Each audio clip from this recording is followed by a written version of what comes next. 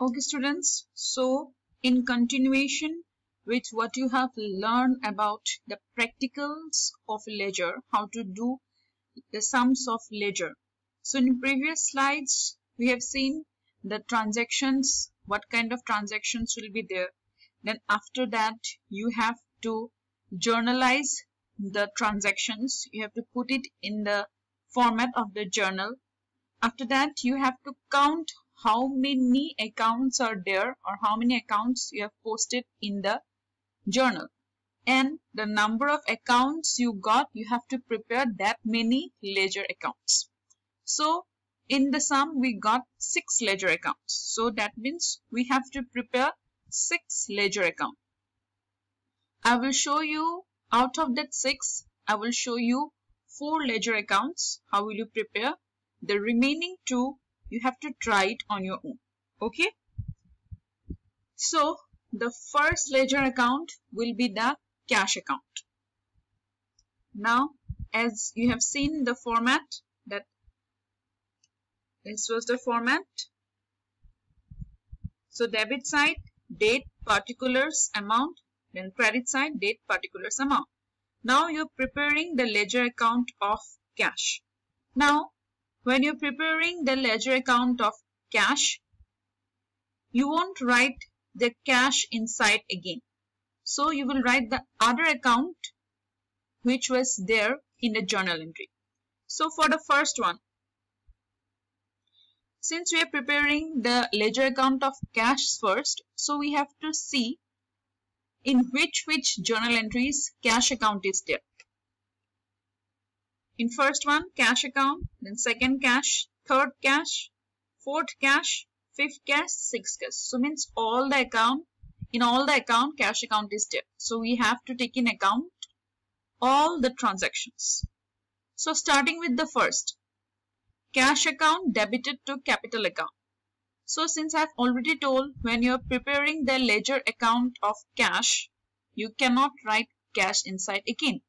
So which account is left? Capital account. So we have to record capital account. Now, as you already know, the first one, the one which is on top is the debit side, and the one which is on the second line is on the credit. So the account which is on credit in journal, we will record it on the debit side in the ledger. Okay, just the opposite.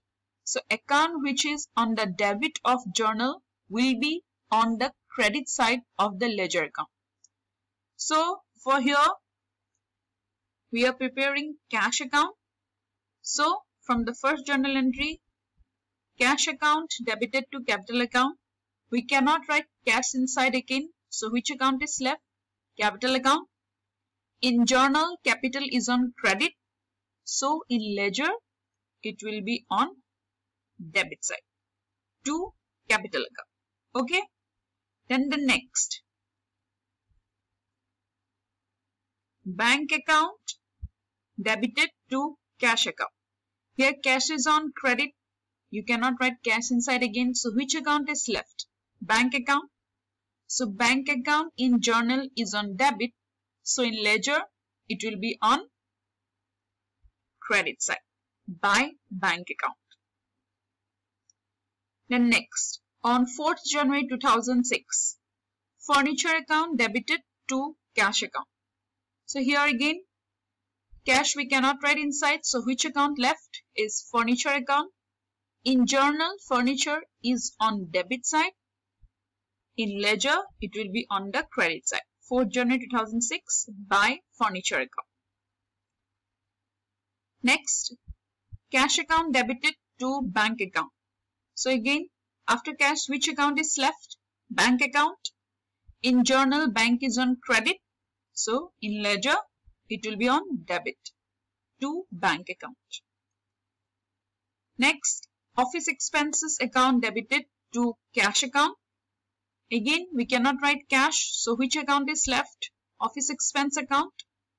Office expenses is on debit.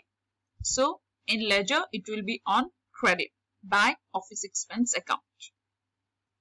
The last one, salary account debited to cash. We cannot write cash inside again. So which account is left? Salary. Salary in journal is on debit. In ledger, it will be on the credit side. So in ledger, the debit side account is started with the prefix to, and credit side is started with by. Okay. So after you have recorded the debit and the credit side, you have to total both the side. Debit side total and credit side total. Here, debit side total is 11,000 and credit side will be 7,600. So you have to find out which account is having a higher total. Here, debit side total is more, that is 11,000. So the side which is having a higher total, we have to write it on both the side. 11,000 and 11,000. Now, debit side total is correct. 10 plus 1, 11,000. But credit side total was 7,600. So, but you have to balance both the side.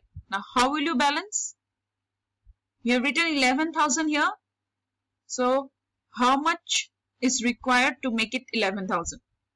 So, you have to balance it. So, how will you balance? 11,000 minus the total of this side. So, 11,000 minus 7,600 will be 3,400. So, the balance amount we will write the last date of the month.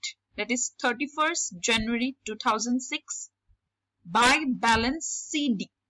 The closing balance we write as CD. That means by balance CD means carried down. Okay, that will be the last date of the month. So by balance CD will be 3,400. So the closing balance of January will be the opening balance of the next month. The next month is February. So it will be 1st February 2006